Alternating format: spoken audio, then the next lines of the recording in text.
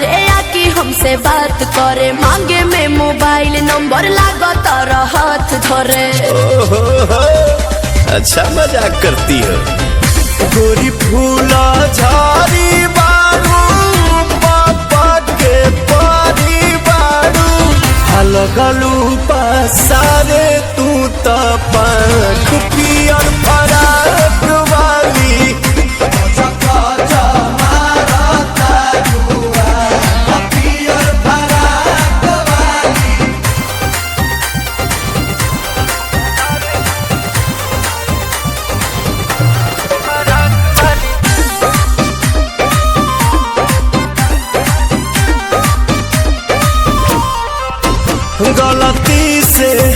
गलती से ये जान टकरा गई हो, गलती से।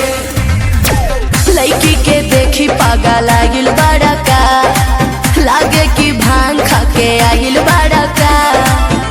करत इशारा बारू कहत आवारा बारू, भड़केलू कैलो मजाक पियर फराक वाली।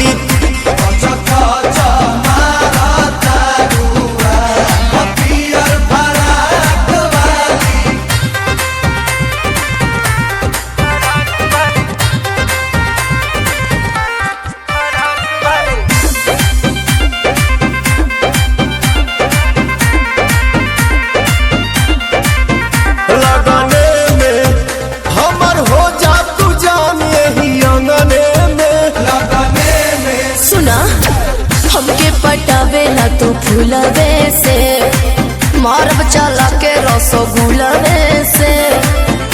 आगे आगे आंसू खोई है, पीछे प्रियम सुपई है। पवन के मान दिया तू राख पियर फराक वाली।